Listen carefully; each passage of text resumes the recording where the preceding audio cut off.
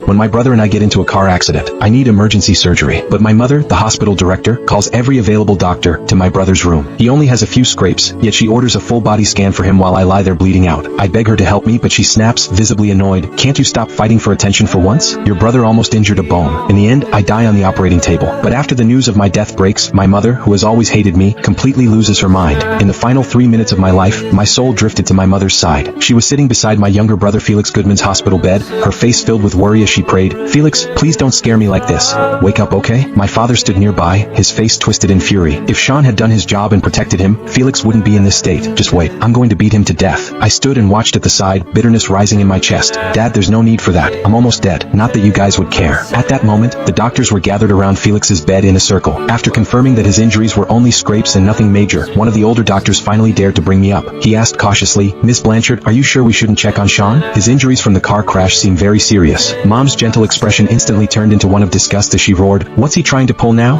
Playing dead? Doesn't he realize what he's done to his brother?" I stared at her, stunned. Though my heart had already stopped, it still somehow throbbed with pain. I was their son too. Did they really not care about me at all? Suddenly, Mom picked up her phone and dialed my number. A nurse brought the phone to my ear, and instead of hearing the concern I had hoped for, all I heard was contempt. "Sean Goodman, when are you going to crawl out of bed and apologize to your brother?" My heart instantly turned cold as whatever hope I had left withered away. Of course, she never cared about me.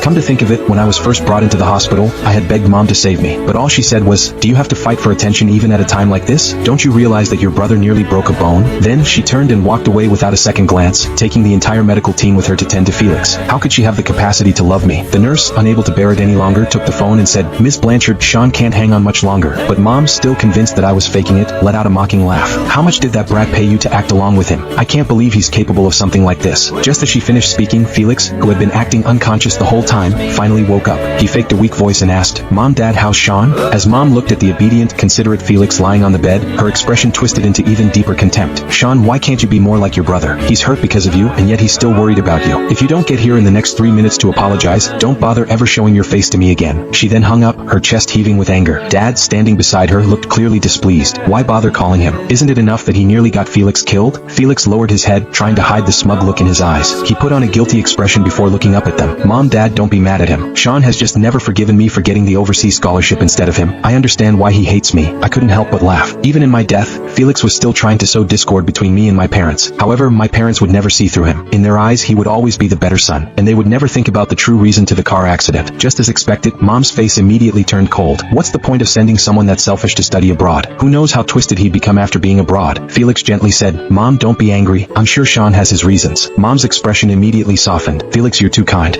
That's why Sean keeps taking advantage of you."